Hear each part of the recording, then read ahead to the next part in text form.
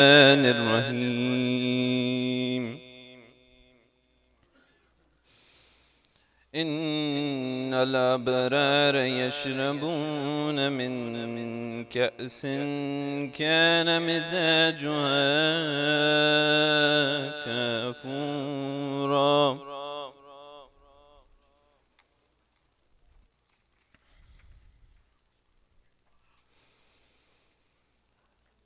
عينا يشرب بها عباد الله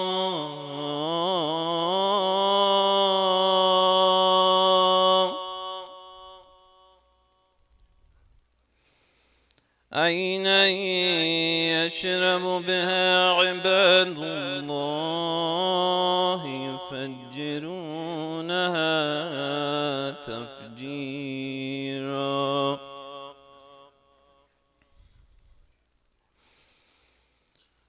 يوفون بالنذر ويخافون يوما كان شره مستطيرا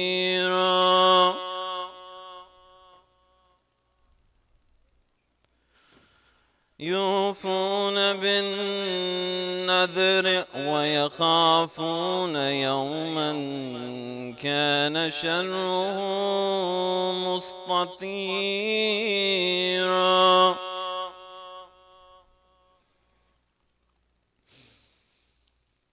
ويطعمون الطعام على حبه مسكينا ويتيما واسيرا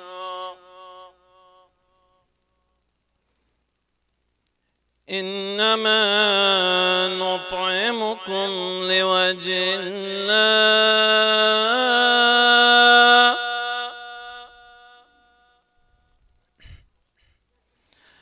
إنما نطعمكم لوجه الله لا نريد منكم جزاء ولا شكورا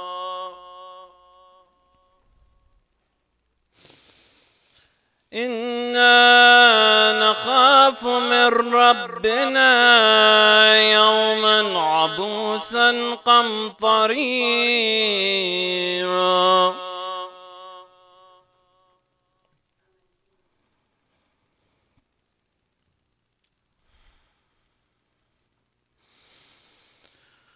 فوقاهم الله شر ذلك اليوم ولقاهم نذرة وسرورا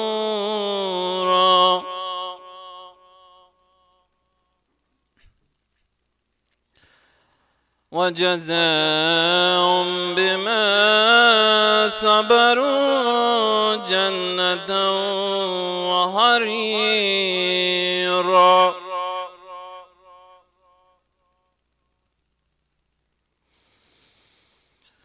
متكئين فيها على الأرائك لا يرون فيها شمسا ولا زمهريرا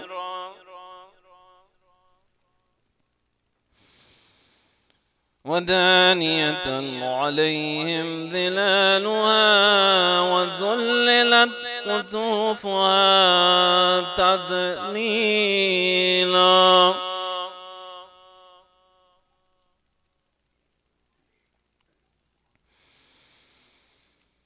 ويطاف عليهم بآنية من فضة وأكواب كانت قواريرا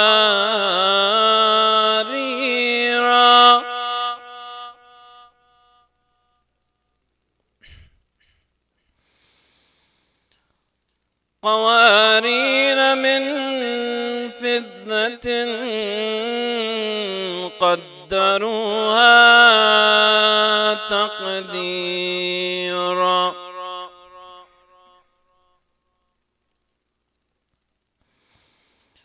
ويسقون فيها كأسا كان مزاجها زنجبيلا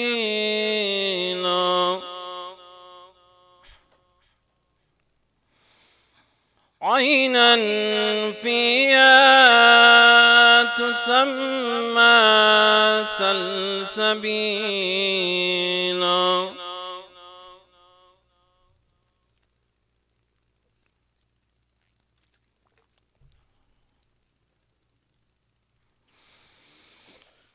ويطوف عليهم ولدان مخلدون إذا رأيتهم حسبتهم لؤلؤا منثورا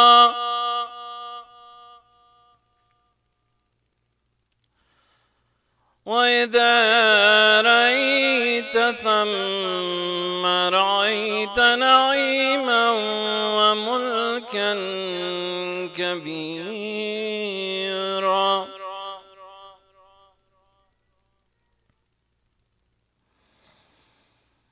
عاليهم ثياب سندس خضر واستبرق وهن أساور من فضة وسقاهم ربهم شرابا طهورا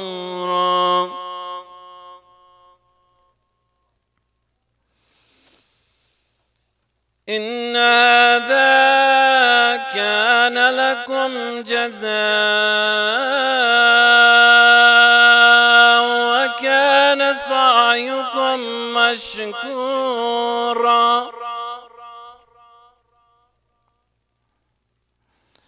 إنا نحن نزلنا عليك القرآن تنزيلا فاصبر لحكم ربك ولا تطع منهم عاثما أو كفورا صدق الله العلي العظيم.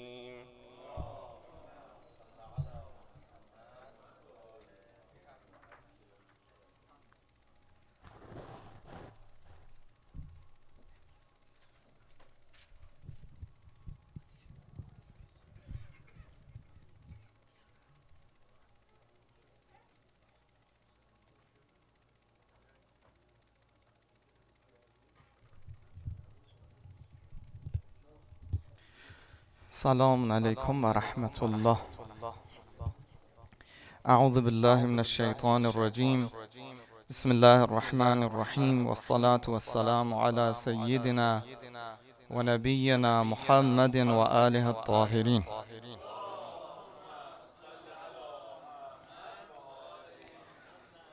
السلام عليك يا أبا عبد الله وعلى الأرواح التي حلت بفنائك. عليك مني سلام الله أبدا ما بقيت وبقي الليل والنهار، ولا جعله الله آخر العهد مني لزيارتكم. السلام على الحسين وعلى علي بن الحسين وعلى أولاد الحسين وعلى أصحاب الحسين. For the honor of Abu Abdullah al-Hussein, recite another salawat ala Muhammad wa ala Muhammad.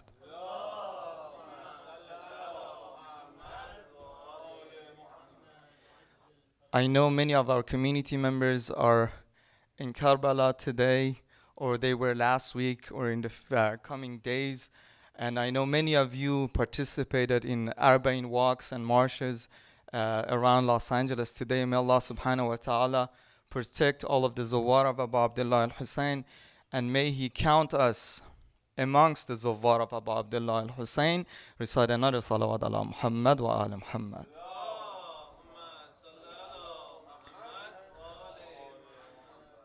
And also, let's not forget what we just read in the ziyarah, that, O Abu Abdullah al-Hussein, we are with you, and we are against the enemies of you, and we are with all of the oppressed people around the world, and against all of the oppressors around the world. Let's take this as an opportunity and as a testament that we are with the people of Palestine and we are with all of the oppressed people around the world.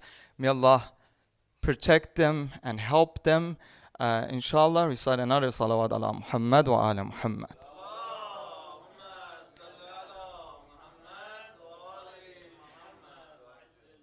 I just have few announcements. Number one, our Abrar Youth Academy Ayah School is open for registration. Registration will remain open, I think, for another week or so.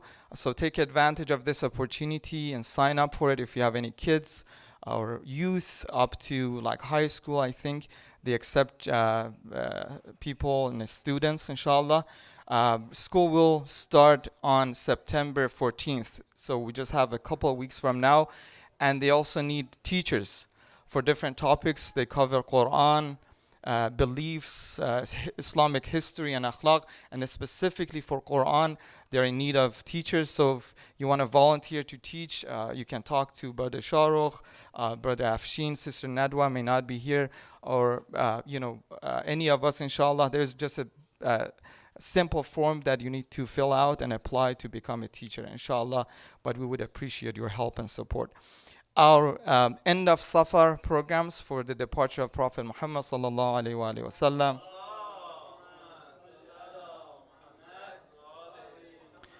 Martyrdom of Imam Hassan al-Mujtaba alayhi salam and martyrdom of Imam Rida alayhi salam. We'll have 4 nights of programs starting this coming Saturday until Tuesday, inshallah. And our guest speaker will be Hujjatul Islam wal Muslimin, Sayyid Hijazi, inshallah. So our programs will start at 7:30 p.m. And inshallah we'll have the regular things as we do for these Azadari and special programs, inshallah. There is a special event happening next week, something that has been going on for years. Let's invite Agha Ihsan to tell us about it with the salawat ala Muhammad wa ala Muhammad.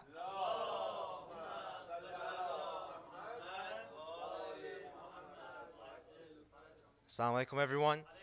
So next week on Sunday, the annual Karbala play, which happens in Sir Knowledge, will take place. And basically the Karbala play, our students in Sir Knowledge, all the events of Ashura, from Muslim bin Aqil going to Kufa for all that will happen on Ashura, and afterwards in Yazid's court, all that we demonstrated nicely in our annual Karbala play, which has been happening in the last 25-30 years. So please come support. It's 1 week from now, Sunday, September 1st, 3:30. They're giving out lunch.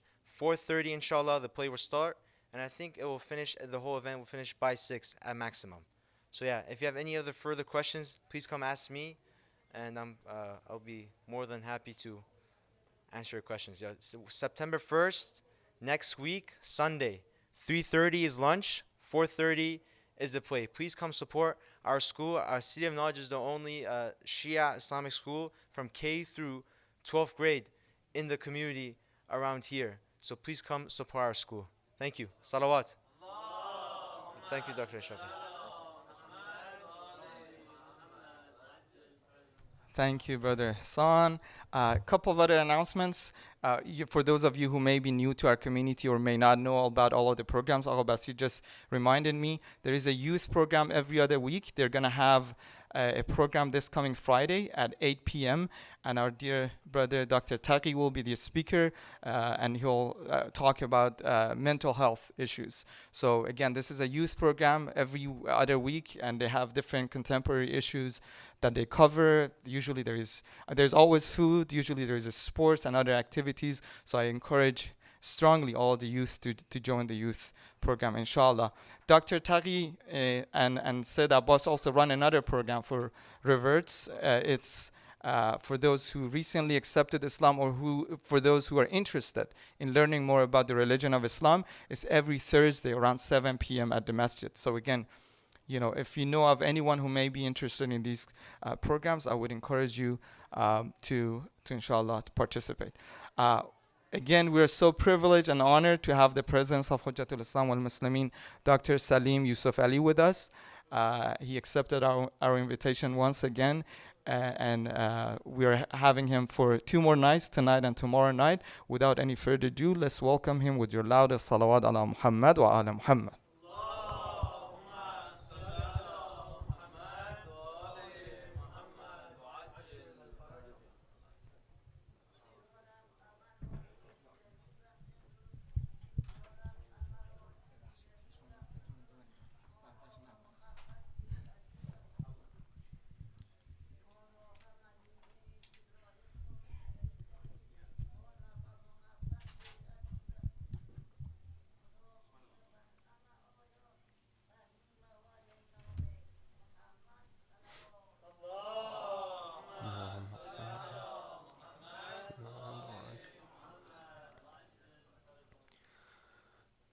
أعوذ بالله من الشيطان الرجيم بسم الله الرحمن الرحيم الحمد لله رب العالمين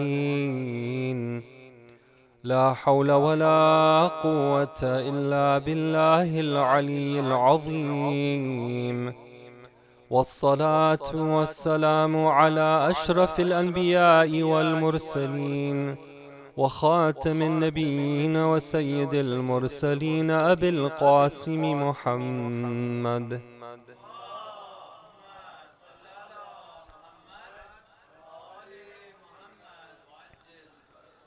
وعلى آل بيته الطيبين الطاهرين المعصومين المظلومين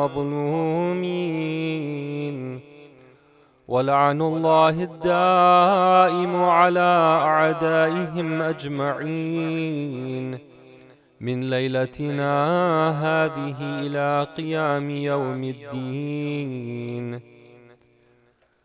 Respected elders, brothers, sisters, Alhamdulillah, we have the opportunity to gather here on the night of the Arbaeen. May Allah reward you for your good intentions in participating in this program. Arbaeen is a very significant event in the Islamic year, and it has become one of the symbols and one of the high points of the followers of the Ahlul Bayt alayhim as-salam. And when we recite the ziyarah of Arbaeen, it gives us an idea of some of the philosophy behind it. What is the true spirit behind Arbaeen? Yes, there are massive crowds. Yes, there is a lot of tasty food that's given. Yes, there's slogans that are chanted. And all of that has its own place, and all of that is valuable. But behind that, what is the whole purpose behind the 40 days? What are we there to do? What are we trying to say? And in that ziyarah, some of these points were brought up about, the importance of Imam Hussein alayhi salam's struggle, that he was trying to rescue the people from the confusion of misguidance and of ignorance. And like Dr. Ishraqi said, at the end, the line that we concluded the ziyarah with is فَمَعَكُمْ مَعَكُمْ لَا مَعَ غَيْرِكُمْ, that we always want to be with the Ahlul Bayt alayhim as-salam. The topic that I chose to speak about is in line with the philosophy of the Arbaeen, and it's really about, when we're talking about 40 days now of mourning, that's a lot of time. What is it that we're learning from this? What can we take away from it? And the topic that I chose to focus on is the possibility of becoming apathetic and indifferent and unable to do the right thing at the right time. The example that I chose last night that I started to talk about this was the example of Abdullah ibn Umar ibn al-Khattab. Abdullah was somebody who had a history of not being able to do the right thing at the right time. I'll give you a little bit of background about Abdullah. Abdullah was, as I mentioned last night, he was the son of a prominent, companion, Umar. He was somebody who had seen different battles, different miracles. But as an example of where he failed, when the people rushed towards Imam Ali alayhi salam to give him their allegiance, he was one of 7 people who just stood back. he wasn't able to actually accept that Imam Ali alayhi salam was the Khalifa, let alone being the Imam. Meaning that we have those who politically acknowledge that, okay, now there's been three successors after the three leaders after the Prophet. Now the fourth one, we're going to accept Imam Ali alayhi salam. But the true followers of the Ahlul Bayt, they knew that Imam Ali alayhi salam was always the true leader. But he wasn't able to accept him as the Imam. He wasn't even able to accept him as the Khalifa. In fact, when Imam Ali alayhi salam became the Khalifa, Abdullah ibn Umar was one of those people who tried to create like a type of rebellion and revolution and, basically try to overthrow the government. Imam Ali alayhi salam told them to go and suppress that, but he told him, just leave him. Don't force him to give me bay'ah. And until the end of his life, until the end of Imam Ali alayhi salam's life, when he was martyred, Abdullah refused to give the allegiance to Imam Ali alayhi salam. Then we see when Muawiyah gets into power, Abdullah is one of the first people to acknowledge him as the Khalifa. Now this same Abdullah ibn Umar is coming to Imam Hussein alayhi salam. Imam Hussein has just arrived in Mecca. Abdullah ibn Umar is doing his Umrah, and then he's going to go to his home in Medina. What happens at this point? When Abdullah ibn Umar comes to see Imam Hussein alayhi salam, he acknowledges that I heard your grandfather say that you will be killed unjustly, and that those who do not come to your aid, they are going to be disgraced in a severe manner. So basically for Abdullah, it was very clear who was right and who was wrong. But what is his words to Imam Hussein alayhi salam? Does he tell him that I heard that and therefore I'm going to obey the command of the Prophet, I'm going to do the right thing at the right time? No. He tells him that my advice to you is to give bay'ah to Yazid, don't spill the blood of Muslims, don't go forward with your plan, right? We just want peace right here. And Imam Hussein alayhi salam, in turn, he gives him some advice that we want to go into in just a bit here. And then Abdullah ibn Umar, he hears Imam Hussein alayhi salam, he begins to cry, he kisses him, he bids him farewell, he makes his way back to his home in Medina. And when he gets to Medina, one of the first things he does is that he writes a letter to Yazid and he says that I am with you. I support you. Okay, now the same Abdullah, if we fast forward a little bit, okay, he doesn't help Imam Hussein alayhi salam.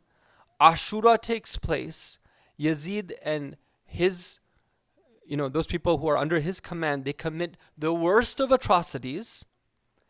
And then people start to find out what took place. And in different cities in the Muslim world, and this is some of the history you don't usually talk about, it's important for us to know this. In some of the cities in the Muslim world, people start to become very upset. There is a type of unrest that how can the Khalifa of the so-called Khalifa of the Muslims kill the grandson of the Prophet? Even in Medina, people are very upset and they eject the governor of Medina from the city, and there's talk of like overthrowing the Khilafah and establishing something else. What does Abdullah ibn Umar do at that point?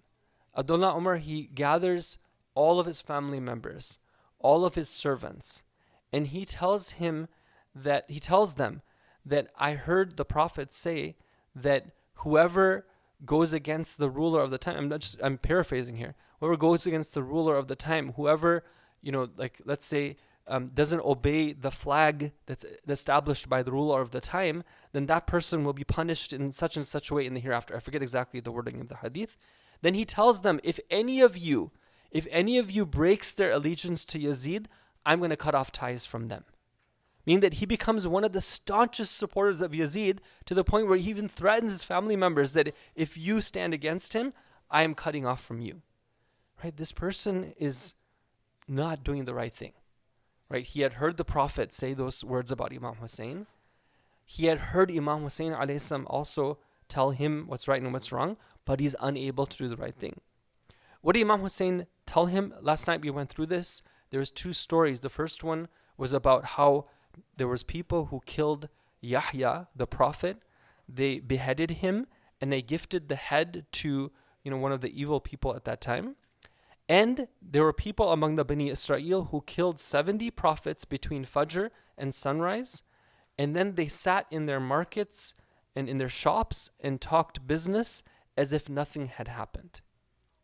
So this brings us, brothers and sisters, to this topic of indifference. When Imam Hussein is telling him these stories, he wants to trigger some type of thought process in Abdullah ibn Umar. Abdullah ibn Umar doesn't take that advice from Imam Hussein, but we can take that advice. We can ponder on it. We can ask ourselves that what is Imam Hussein trying to tell us? One of the worst states that a human being can be in spiritually is where they are indifferent and they can't do, they're not doing the right thing at the right time. They're not moved. They're not moved by their sins. They're not moved by this concept of seeking perfection. They're not moved by this idea of arriving at the darajat, the highest and higher degrees. They're not moved by the idea of improving their relationships with others. They're just stuck, right? And why? What happens? What happens when somebody is stuck is that a terribly important incident can happen. The imam of the time is asking for help, and that person who's stuck is unable to come to their aid. Last night we talked about one of those reasons which can cause somebody to become indifferent, which is somebody's worldliness and their unhealthy preoccupation with their worldly pursuits. Tonight I want to approach this topic from a different angle, and it's a very practically important angle which definitely has practical implications in our community. And it has to do with a situation where somebody, it's not the case that they don't want to do the right thing at the right time, but rather they are stuck. They are unable to do the right thing at the right time. And I'm going to talk a little bit about how sometimes, the lifestyle that we have, or sometimes the mental health issues that we have, or sometimes the spiritual issues that we have, we end up being in a state where we're stuck. And so we're going to talk a little bit about this and some of the solutions that that we can take from the power of Iman. Please recite Salawat ala Muhammad wa ali Muhammad.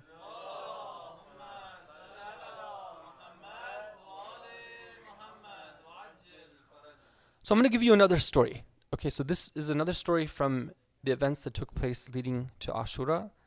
There was this one, the history books mention that there's one man whose title is Al-Mashriqi. I forget the first part of the title.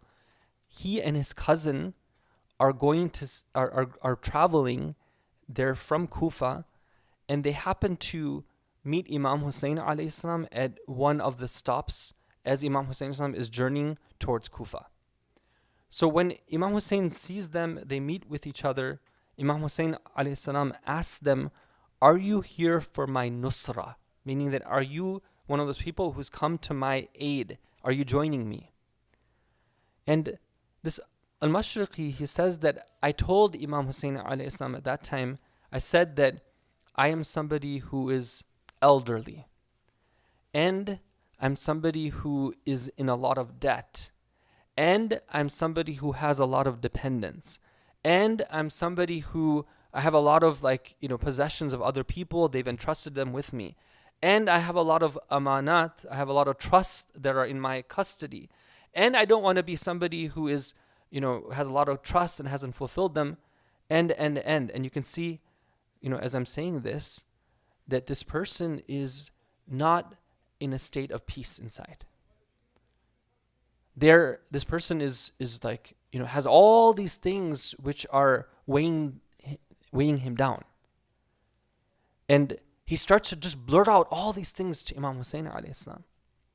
And then he says that my cousin spoke and he said something similar, right? He says, I have this and I have that and I have this and I have that and I have all these different things which, when it comes together, basically they're telling Imam Hussein alayhi salam that you're asking us to help, right? We're not saying that we shouldn't be helping you right now. But what we're telling you is that we can't help you right now. We know what's right, but we can't do what's right now. And then Imam Hussein tells them that famous line. He says that if that's the case, then I'm telling you that my advice to you is that when you hear my cry for help, or when you see that my army has gathered, make sure that you're so far away that you can't hear that cry and you can't see that gathering. Because somebody who sees that gathering or somebody who hears that cry and is not there to help, that person is going to be flung face first into the fire of hell. That's very important, right? When in these types of hadith, or even in the Quran, when you talk about the punishments of hell, right, all of them have symbolism. Being flung face first into the hellfire is a very severe spiritual state of sickness, right? When somebody is facing the hellfire and they're like going into it, as opposed to somebody, let's say, who's flung in maybe their back first. Face first means that they're already rushing towards that, right? It's something which they had already kind of oriented themselves to when it came to their life in this world. Now, let's go back to these two men, right? What's their situation? They are in a state where there's too many things going on for them. And here I want to now talk a little bit about ourselves, right? When we look at these extreme examples of Abdullah ibn Umar and his situation, when we look at these guys, right? And we're like, okay, well, that's stories, right? But what about myself, right? Where can I take something from in this discussion? So there's something that's kind of interesting here about human behavior. And, when they were studying the way different human beings behave, this was back in the early 1900s, there was a researcher who noticed something very interesting. They said that when they were at a restaurant and they noticed that when there was waiters who were taking orders from the customers, you've seen this, right? Like these days you go and you just type in your order into a kiosk, but back in the days, all right, or maybe if you go to like some fancy restaurant, you don't have a kiosk, right? There's a waiter who comes to your table, and if it's a kind of just like a, let's say a normal restaurant, they'll be writing down the order. But if it's a very like classy restaurant, what do? Right? They're there and then they take your order. I mean, they just listen to you. And sometimes you might have like a party of 12 people and they're just listening to you give that order, and they're just like, in their mind, they're just like recording whatever it is that everyone has ordered. And then typically, if it's a good restaurant, when they come back, right, and they bring the food, they wouldn't have missed anything because, it's like a pretty like significant thing. They want to make sure that they fulfill the order the way that people asked. So this researcher was looking into this and saying that why is it that these people can remember what the order is of the people who are, ordering, but if you go and ask them a little bit later what that party ordered, they have no recollection of it. Meaning that they remember the order when it's open, but when the order is fulfilled, it's as if their mind just forgets about it. And so they studied this further and they came to a realization. They said that human beings, it's part of the way that God created them, that when we have something that's kind of pending, there's something that we're working on, it's kind of open in our minds, it creates a type of tension within us. And that tension helps us to remember things better, and it keeps us focused on that. It's something that's kind of an open file in our minds. And then when we finish it, it's like we close that file, and then that tension is also relieved as well. Okay, now there's different ways that this observation can be, applied. All right, and some of them are very practical and in line with Islamic teachings. I'm going to give you a very easy application that, inshallah, we want to come away from these majalis with good tips, with practical tips. One of them is something which is very important, which comes to how we organize our affairs. Right, this is a practical tip for living. Imam Ali alayhi salam says in Nahj al-Balagha, he says that amdi fi kulli yawmin amalah fa inna li kulli yawmin ma fihi. Meaning what? Meaning that Imam Islam says, finish in every day what is for that day. The work of that day finish in that day, because every day is for what is in that day. Right? This is one of the very practical teachings of Ahlul Bayt alayhim as-salam. In modern life, oftentimes we aren't able to understand our own limits. And we're always being pushed, to, take on more and do more and do more. And sometimes we get in a situation where we can never feel a sense of actually having finished that day's work, because we're always trying to push for more and more and more. Right? That type of situation is dangerous. If we're not able to quantify and clearly say and draw the line, say that today I want to get this done. This is for today. Tomorrow is for tomorrow. That can be something which is detrimental, and we can always feel like we're running around. Okay, so that's something which is a very, practical application. But let's go a little bit deeper. Okay, when this concept of attention being created when something is open in our minds, that's something that if we take it further, it can actually explain why sometimes people are actually stuck and they're unable to get out of a certain cycle of thinking which always comes back to them. And I don't know about yourselves, but I've definitely met people like this. People who are fixated on something. And usually it's something that happened in their lives. For example, there's somebody who had an argument with their in-laws about some issue. And whenever they are kind of free in their minds, they go back to this. Well, why did they say that? Why did they do that? Why this? Why that? And you talk to them and they can't explain what's going on, but they keep on going in this cycle of thinking that this and that and this and that. Right? Somebody might have had a type of loss, a tragic loss. Right? They lost a parent, prior to when they expected. They lost a child. Right? A very tragic event that took place in their lives. And when they start thinking, whenever they have any time to ruminate or to think, their thought process goes back to this thing of why at that time? Why so young? Why me? Right? And it's something, when you talk to them, it's like they can say the right things, but their thought process is stuck in this type of cycle. It goes around and around and around. We said that this sort of human behavior is such that it creates attention.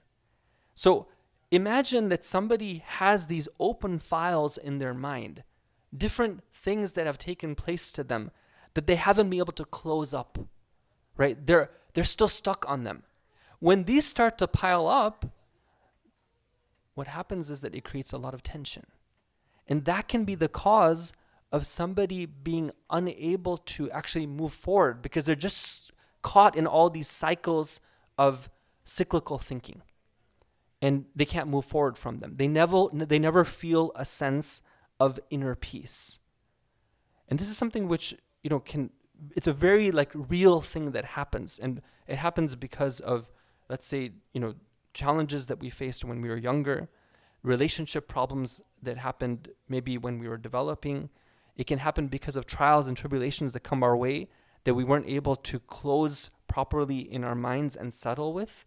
And it can lead to problems, right? It can lead to problems in relationship. It can lead to problems like this where we just feel stuck as if we're in a rut and we don't know how to come out of that. Please recite salawat ala Muhammad wa ali Muhammad.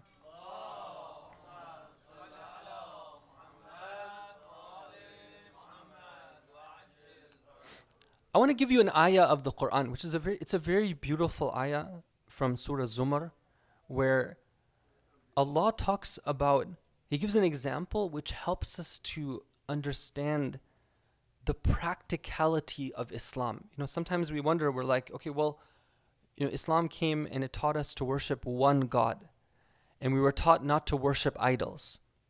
But practically, what impact should that have in my life if I worship one God and I don't worship idols, right? I'm sure many of you have met individuals who worship idols, for example, like Hindus, right? And you talk to them and oftentimes you find that they're decent people, right? There are people who have morals. They have people who have, I mean, in some cases, obviously, there's other examples as well. And you're like wondering, well, what they're worshiping idols, right? I've been to, I've taken school groups to visit different houses of worship, and we've been to the Hindu temple, and we see how, at times they'll come down and they'll not just do sajda to their idol, they'll go face first on the floor and they'll just put themselves down, worshiping their idol, right? So what is it that Islam is teaching? This ayah is a very powerful ayah, which actually, it's a call of action for us. Allah Ta'ala says in Surah Zumar, أعوذ بالله من الشيطان الرجيم ضرب الله مثلا رجلا فيه شركاء متشاكسون ورجلا سلما لرجل هل يستويان مثلا الحمد لله بل أكثرهم لا يعلمون. I'm sure you've seen this ayah before, but I wonder if we've had this chance to really ponder upon it. Allah has given the example of two men. Okay, one of them, and this example is, the context of it is in the context of two people who are slaves. Okay, one of them is a slave to multiple owners, and these owners are mutashakisun. Mutashakisun meaning that they're very argumentative. They have they're bad nature. They're very temperamental, and so each one of them wants something from that slave. For example, Master 1 says that if you don't do this, then I'm going to whip you. Master 2 says that, well, if you do that, then I'm going to whip you. Right? So this person is in a state where they're stuck. They're like, do I obey that person or do I obey that person? What do I do here? On the other hand, you have the example of a slave who has one master. And then Allah says that هَلْ يَسْتَوِيَانِ مَثَلًا, meaning that if you compare these two, are they going to be the same? In what way are they going to be the same or not? Right? Meaning that when somebody has multiple masters and they're always trying to chase these different, trying to see what does that one say and that one say, they're going to be stuck. They're not going to ever be able to accomplish anything because they're always going to see, is that person happy with me or that person happy with me? Versus somebody who is submissive to one master, they can always move forward because their goal in life is only one goal. And that one goal is to secure the pleasure of their one master and their one Lord, which is Allah Ta'ala. Brothers and sisters, this is very, very deep and very powerful and something which has huge implications for us. I want to simplify it here, and there's more that we can talk about, but I don't want to keep it too long. I know that many of you spent the day outside going to different processions, so I want to respect that. Very simple. Oftentimes, we're plagued with certain type of thinking. One of them is the question of, well, what do they think about me? And then there's another question, which is, well, what do I think? And oftentimes, these types of questions create a type of pull on us, where we're always stuck. We're always between these different things that are pulling at us. The examples I gave is, why didn't my in-law think about this? Why did they say that to me? Why did they do that, right? Or let's say somebody having an issue with their parents, well, this and that and that. And then there's I want this and I want that and I want that. And then there's another question which we could ask, which is that, what does he want? Meaning Allah. What does Allah, my master, my Lord, what does he want? And when we start to approach things from that angle and we say that I'm going to put aside what they want, I'm going to put aside what I want, I'm going to focus on what he wants, it can create a lot of ease from that tension. We can start to close those open files in our mind that are holding us back. I'm going to give you a super, powerful example from Karbala itself. And I'll end soon with this. It was the night of Ashura. Habib ibn Madahir, he seeks permission of Imam Hussein a.s. to go and recruit people from his own tribe, Bani Asad, and to have them join Imam Hussein a.s. And there's, I believe, 70 men that he's on horseback who he's able to convince to join Imam Hussein Islam. They start to ride towards Karbala to join Imam Hussein. Umar ibn Sa'd finds out that this is happening. He sends 300 of his soldiers to intercept them. And in the middle of the night, they meet each other. Umar ibn Sa'd's army is more in number. They overpower them. And eventually, Habib's people have to go back. They're not able to assist Imam Hussein Islam even though they wanted to. So Habib ibn Mudahir is now coming back to Imam Hussein Islam alone without any additional help. Now, obviously, he's disappointed because he had told Imam Hussein that I'm going to get you help, and now he doesn't have anybody, right? And this happens to us in our life. We have disappointments that take place, right? We wanted something, and it didn't happen the way that we wanted. And now he's coming to the Imam alayhi salam. He's disappointed, right? It's a very difficult time. There's a lot of stuff going on. And when he goes to the Imam and he tells him this, Imam Hussein alayhi salam has one thing to tell him. Okay, and this one line, it can be applied like practically in so many situations in our life where we are disappointed, where something happens contrary to what we wanted, when we're stuck between what we want and what they want, and we're trying to figure out, what do we say? We said, let's go and look at what he wants. What does Imam Hussein Islam tell him? He says, Habib, la hawla wa la quwwata illa billah. That's it. Now, if you go to 100 therapists who are grounded in secular therapy, and you explain to them, all the problems of your life, how are they going to come and tell you that this is something that potentially can help you? Right? Because if they're grounded in secularism, they don't have access to this type of thinking, right? To this tawhidi perspective. But this is what we can take, and we can use this practically for ourselves. It can help to close off those files, to reduce that tension, to help us to become focused, to help us have harmony in our lives. What is it? It's the concept that at the end of the day, right, it's what he wants. La hawla wa la quwwata, meaning that there's no power or might save by Allah. He's the one who's in charge. When I have that confidence that in these difficult things that take place, these challenges, these traumas, these losses, I know that Allah's in charge and I'm looking to secure His pleasure, that can be something which gives me a lot of peace and helps me to have inner peace and not be stuck. And when I'm not stuck, then I can do the right thing at the right time. So with that, I hope that inshallah we've been able to shed a little bit more light on this topic of indifference and apathy and being stuck. Here tonight, just to summarize, we talked about how sometimes it can be internal barriers that we have that prevent us from doing the right thing at the right time. And we approach this from the topic of a more of a psychological perspective, that how it is that we have these internal tensions when they need to be released in order for us to have that inner peace and to be able to move forward at the right time. May Allah Ta'ala help us to understand our responsibility and fulfill our duties to our Imam. Please recite salawat ala Muhammad wa ali Muhammad.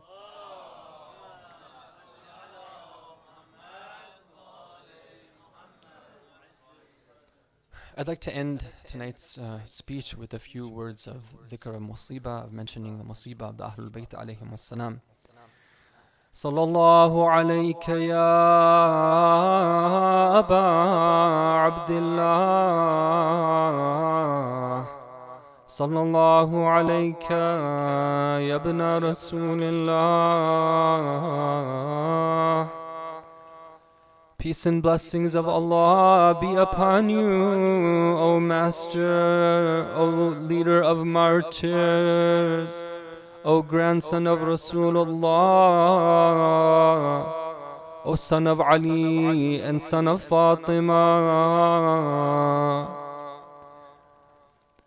As the millions of people gather in Karbala,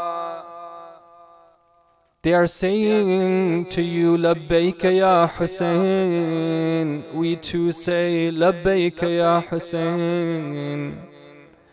They are telling Sayyidah Fatima alayha salam, أبد والله يا زهراء ما ننسى حسينا. We too say أبد والله, we will never ever, by Allah.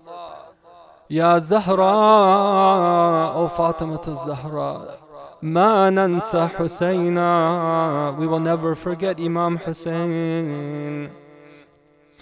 Let us remember the entrance of the caravan of the Usara, the prisoners, as they enter Sham. Kulthum sends a message to Shimr bin Dhil Joshan. She says to him, can you do something so that we don't enter the city through the main gates? Can you do something so we enter the city through a side gate? I don't want all these strangers to look at us. I want us to be able to enter the city without the fanfare. But Shimr instead wants to take the caravan directly through the main gates, where all the people have gathered with their trumpets and their drums to celebrate the victory over the rebels. There's one person who comes to Sukaina, the daughter of Imam Hussein. He asks that, which family are you from? She says that we are from the family of the Ahlul Bayt. There's a man who comes to her and says, is there anything I can do to help you? Is there any assistance I can provide you? She says to him that yes, can you take some money and go to the person who has the spear and who has the head of my father atop the spear? Can you pay him some money? So he takes the heads away from the women folk, so the attention is diverted from the women of the Ahlul Bayt. There's a man who comes to Imam Sajjad and he asks them that, tell me, who are you? May Allah be praised for this victory we have gained over you. He asks him, have you read the Quran? He says that yes. Have you read the ayah of the Quran which says that قُلْ مَا أَسْأَلُكُمْ عَلَيْهِ مِنْ أَجْرٍ إِلَّا الْمَوَدَّةَ فِي الْقُرْبَى. I do not ask you for any reward except that you should have love for my family. He says, I have read that ayah. He says that, have you read the ayah which says, إِنَّمَا يُرِيدُ اللَّهُ لِيَذْهِبَ عَنْكُمْ وَرِجْسَ أَهْلُ الْبَيْتِ وَيُطَهِّرَكُمْ تَطْهِيرًا. He says that yes, I have read that ayah. He says, do you not know that we are the family of the Prophet? We are the ones who the Prophet says that I ask no reward except that you should love us. We are the ones who Allah says have been purified with a thorough purification. That man becomes repentful. He says that, what have we done? He begins to cry. He begins to protest. Eventually Yazid says that he too should be killed.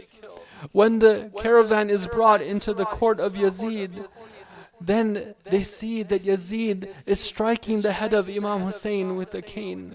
Imam Sajjad alayhi salam gives his historic speech, and then Zainab alayhi salam gives her speech. It is a powerful speech, but among the words that she says, أَفَمِنْ عَدْلِي هَذَا يَبْنَ الطُّلَقَاءِ. Is this justice that your women folk should be protected and should be respected, while the daughters of the Prophet are being paraded from what city to another city without their face coverings, that they should be without any protectors from their own family? Is this justice, O Yazid, that you should be striking the head of my brother with your cane? Allah has indeed removed all mercy from your heart. Yazid had become indifferent. Yazid had become with a stone heart. Allah has removed all your heart for you to be able to treat the dhurriya, the progeny of the Ahlul Bayt alayhim salam, in the way that you do. One of the narrations, brothers and sisters, says that on the day of Arbaeen, there are different narrations. One of them says that on the day of Arbaeen, it was the day that the Usara, that they went and did the ziyarah of Karbala. I can't imagine what it would have been like if the Ahlul Bayt alayhim salam were there in Karbala, if Zainab was there, what she would have seen and what she would have remembered. Was she remembering the time that she saw Ali Akbar alayhi salam on the ground with his father's cheek on him? Was she remembering the time when Imam Hussein alayhi salam is seeing the body of his brother Abbas and he's seeing what they had done to it? Or is she remembering the time when she is crying for help and she's saying, is there any Muslim among you? But there is no one there to respond to her help, and she watches powerlessly as they do what they do to her brother Hussein alayhi salam. Allah la'natullahi ala al-qawmi al-zalimin. وسيعلم الذين ظلموا أي منقلب ينقلبون.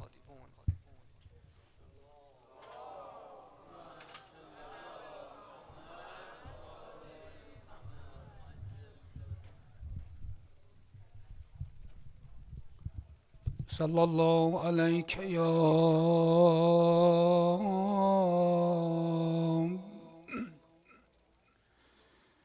أبا عبد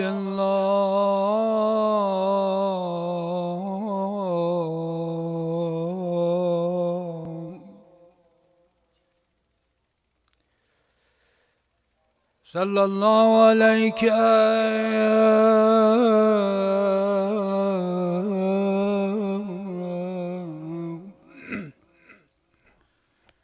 يا ابن رسول الله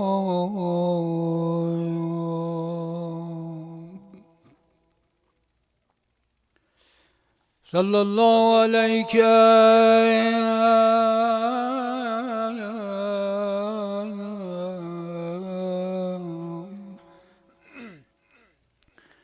يا ابن أمير المؤمنين وابن سيد الوسيين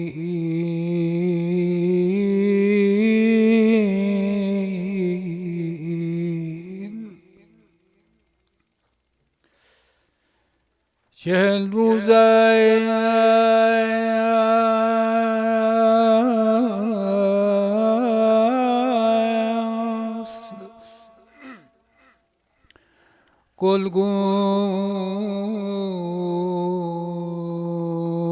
گلگون گشت صحرا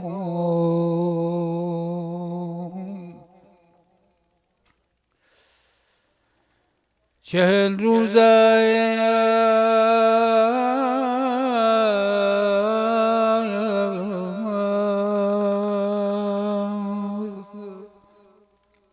گلگون گشت صحرا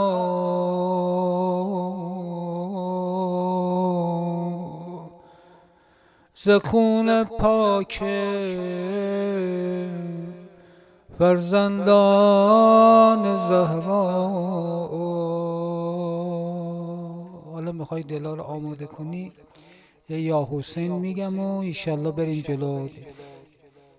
مجسم کنین امشب کنار قبر 6 گوشش همه با هم داریم عرض ادب میکنیم. آقا جان خودت میدونی ما حالا به دلایلی که خودت میدونی چجوریه که نتونستیم ما امسال بیایم، از هممون قبول کنین عزاداری رو امشب. حسین جان حسین جان همه بگیم همه حسین جان حسین جان 40 روزه از گشته ورد زینب ای حسینم و حسینم و حسینم 40 روز از که از قتل حسینش پرید رنگ از رخسار زهرا. حسین جان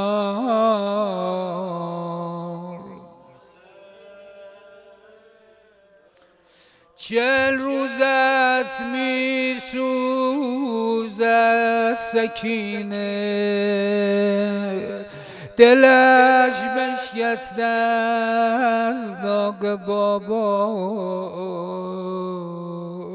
اومدن کنار قبر شهدا هر کی قبری رو بغل گرفته و داره درد دل میکنه زینب اومد کنار قبر برادرش قبر برادر رو در آغوش گرفته صدا میزنه عزیز دل خواهر شرمنده‌ام نازنان تو در خرابه از دادیم برادر حسین جان.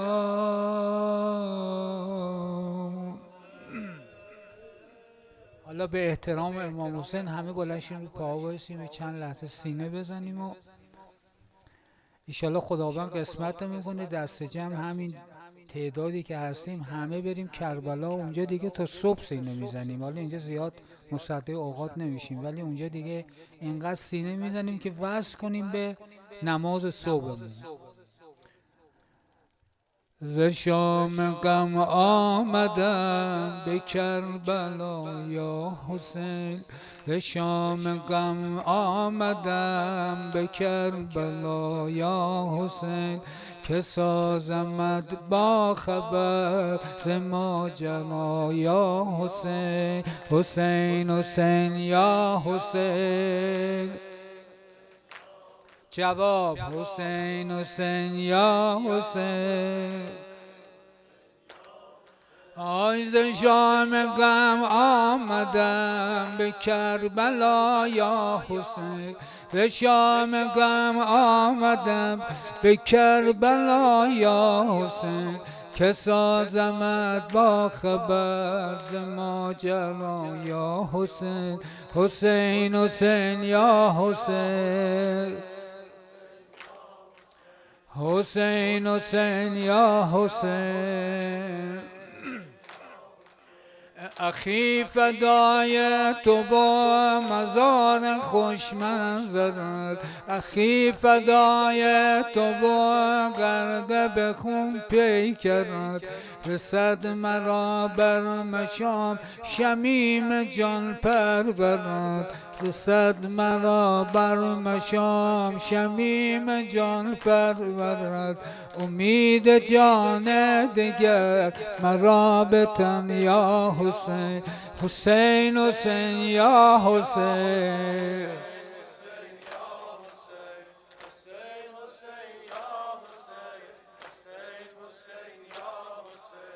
اکی بگویم تو راز ماجرا از اگرچه دائم تو را بود ز حالم خبر حکایت بی حساب شکایت بی ثمر از این سفر باشدم ز عشقیا یا حسین حسین حسین یا حسین حسین حسین یا حسین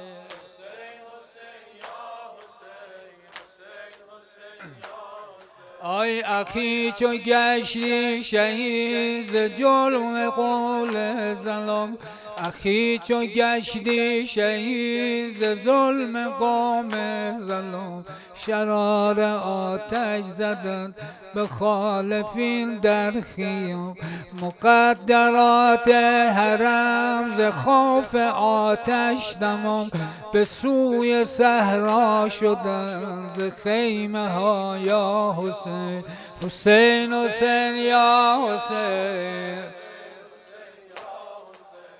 حسین حسین یا حسین آه از آن ساعت که با صد شور و شیر جانم هزار ساعت که باشد شور و شیر زینب آمد بر سر قبر حسین اصل سلام ای کشته راه خدا اصل سلام ای نور چشم مصطفی السلام ای تشنه آب فرات السلام ای کشتی بحر نجات بحر تو امروز مهمان آمده خواهرت از شام بیران آمده آتش کین کوفیان افروختن خیمه ما را به آتش سوختن حسین جانم حسین جانم حسین جان حسین جانم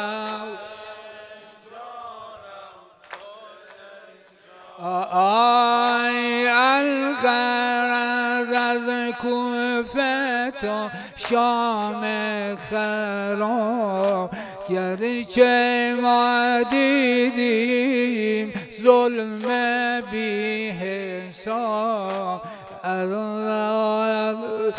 آه از آن ساعت که از روی غضب ساده سفیان یزید بی ادب در حضور خواهر گریان تو چوب و میزد بر لب و دندان تو حسین جانم حسین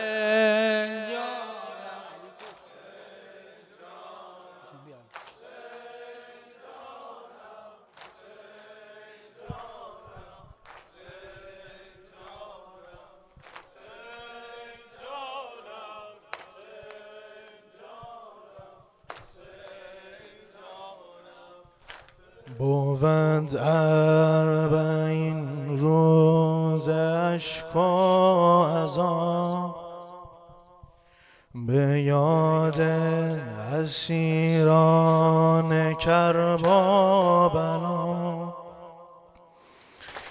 رسد زینب دل شکسته ز شام کنار مزار شه سر جدا سلام علی ساکن کربلا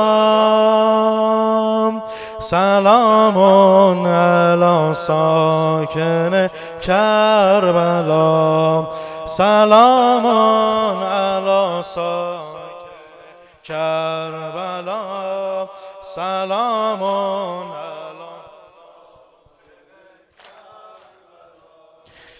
دلم غرق ماتم شده یا حسین به ما ظلم اعظم شده یا حسین دلم غرق ماتم شده یا حسین به ما ظلم اعظم شده یا حسین اگرچه شده سرنگون کاخ ظلم ولی قامتم خم شده یا اخا سلام علی ساکن کربلا سلام علی ساکن کربلا سلام علی ساکن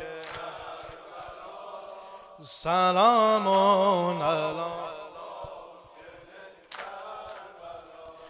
علی شنو از من غم زده ناله را شنو از من غم زده ناله را نیاورده ام آن گل لاله را کشیدم به راه غمت یا حسین 40 روز داغم 40 سال را سلام علی ساکن کربلا سلام علی ساکن کربلا سلام علی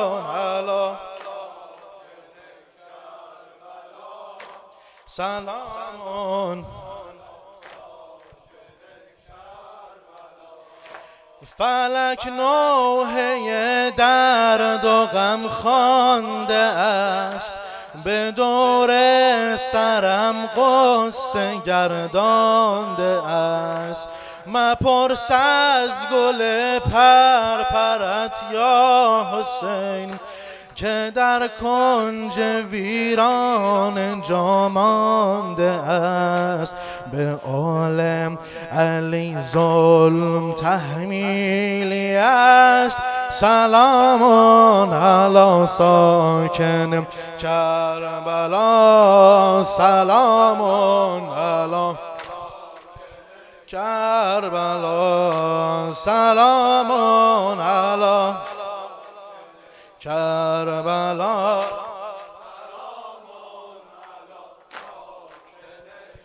کربلا بر من شامم میرسد بر من شامم میرسد هر لحظه بوی کربلا بر دلم ترسم بماند آرزوی کربلا بر دلم ترسم بمان آرزوی کربلا تشنه آب فرات تشنه آب فرات تشنه آب فراتم ای اجل مهلت بدم تا بگیرم در بغل قبر شهید کربلا تا بگیرم در بغل قبر شهید کربلا یا حسین حسین یا حسین حسین یا حسین حسین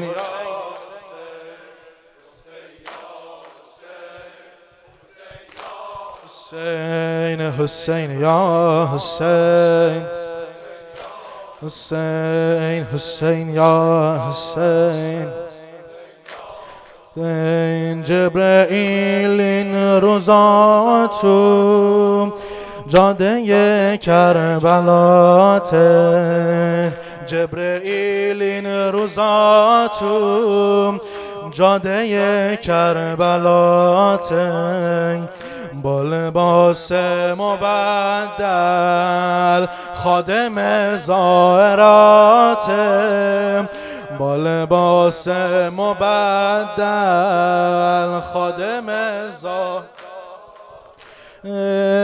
همه جاریم مثل چشمه مثل دریا مثل بارون همه راهیم همه بیدل همه شیدا همه مجنون همه دلتنگ مثل مسلم مثل هانی مثل مختار همه سرها را بردن برا تقدیم به پای یار لبک حسین لبک لبک حسین لبک لبک حسین لبک لبک حسین لبک لبک حسین لبک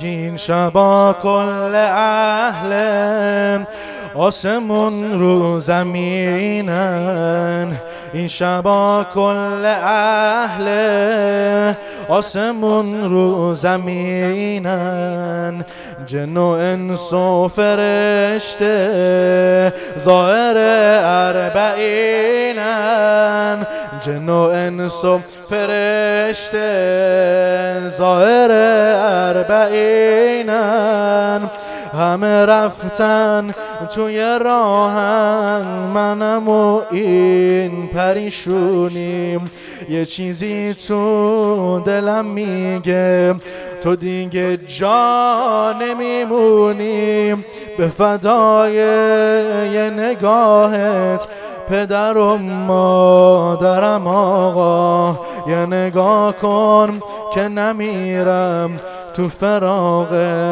حرم آقا. لبیک حسین لبیک، لبیک حسین لبیک، لبیک حسین لبیک، لبیک حسین لبیک، لبیک حسین لبیک، لبیک حسین لبیک، لبیک حسین لبیک.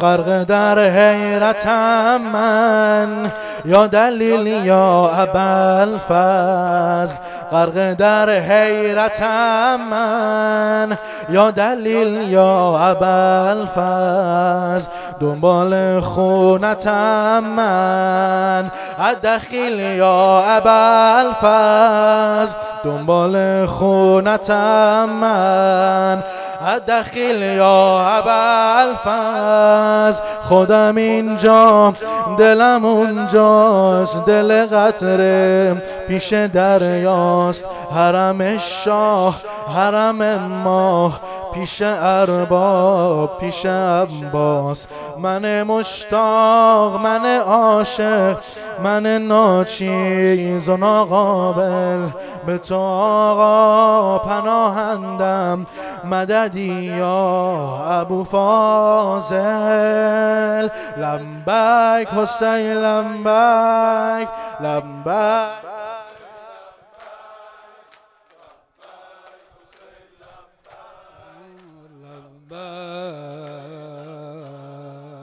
لبیک حسین لبیک، لبیک حسین لبیک. یه دم کوچیک دیگه میام و انشالله همه تونو به امام حسین میسپرم. سوختن از رنگ خون رنگ حسین، سرخاتم سرختن از رنگ خون رنگ حسین، چشم دشمن خیره روی حسین، حسین جانم حسین جانم حسین جان حسین جانم حسین جانم، آی سینه ای سوراخ زد تیر آتش، سینه ای سوراخ از تیر آتش، قلب او مجروح شمشیر آتش. جانم آسمان بر غربت مولا گری، آسمان بر غربت مولا گری، از غم بیاریش زهرا گری، زاده خیر النساء آخر چرا تشنه لب در خون خود زد دست دو پا، حسین جانم حسین جای بر اوریان پیامبر گریه کرد، بر تنی اوریان پیامبر گریه کرد، بر شهیدانی جدا سرگریه کرد، بر همان لب‌ها که زهرا بوسه زد، بر همان لب‌ها که زهرا بوسه زد، بر سر نی باروها زد بوسه باد حسین جانم، حسین جانم. بفرمایید بشین، اجرتون با امام حسین. هر که عاشق بر حسین شد، منصبی ممتاز دارد، احترامی بس مقدس نزد اهل راز دارد. مکتب عشق حسینی بین که 72 ملت در شگفتن از این که 72 تن سرباز دارد.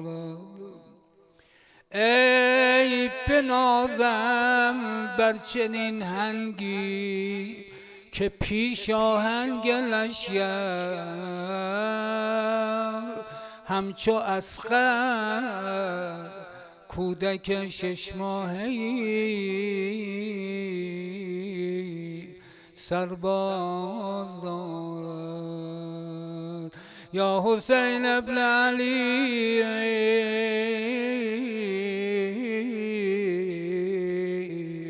ایها الشهید یا ابن رسول الله، یا حجت الله علی خلقه، یا سیدنا و مولانا، انا توجهنا و استشفعنا و توسلنا بك إلى الله و قدمناک بین یدی. هر حاجتی داری بگو، حاجاتنا یا وجیها.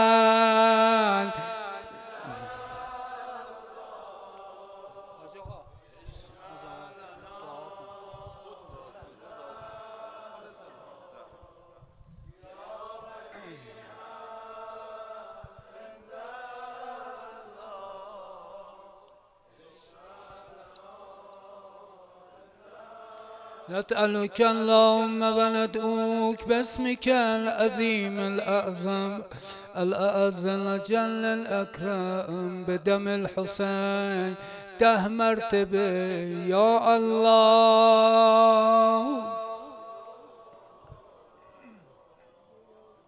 يا الله يا الله يا الله يا الله يا الله يا الله يا رحمن يا رحيم يا مقلب القلوب ثبت قلوبنا على دينك واكفنا يا قاضي الحاجات ويا كافي المهمات إنك مجيب الدعوات إنك على كل شيء قدير. خدایا آبروی امام حسین توی دنیا و آخرت به همه ما آبرو عنایت بفرما.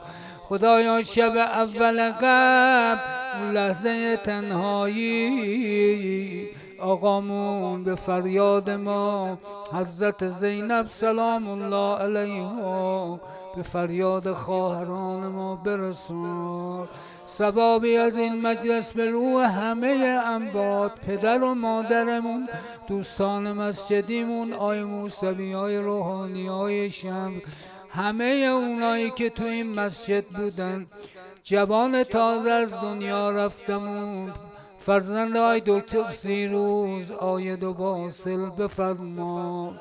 خدایا به این پدر که یک عمر از این بچه، از بچگی تا جوانی ازش نگهداری کرد، خدایا به آبروی امام حسین به این پدر پیر خسته، خدایا روزی، خدایا به حق امام حسین هر چی میخواد عنایت بفرما. خدایا به آبروی امام حسین همه مرزا، خصوصا مرزای منظور دکتر جواب کرده، سرطانیا لباس عافیت بپوشان و عجل فی فرج مولانا صاحب الزمان. السلام علیک یا ابا عبدالله، السلام علیک یا ابن رسول الله، السلام علیک یا ابن امیر المؤمنین و ابن سید الوسیل و رحمت الله و برکاته. صلی الله علیک یا مولا یا قریب الغربا، السلام علیک یا معین الضعفاء والفقراء، السلطان ابا الحسن علی ابن موسی الرضا و رحمت الله و برکاته. صلی الله علیک یا مولا یا صاحب الزمان، السلام علیک یا شریک القرآن، السلام علیک یا امام الانس والجان، عجل الله تعالی فرج جمیعا و رحمت الله و برکاته. بسم الله الرحمن الرحیم والعصر ان الانسان لفی خسر الا الذین آمنوا وعملوا الصالحات وتواصوا بالحق وتواصوا بالصبر. صلوات ختم کنیم.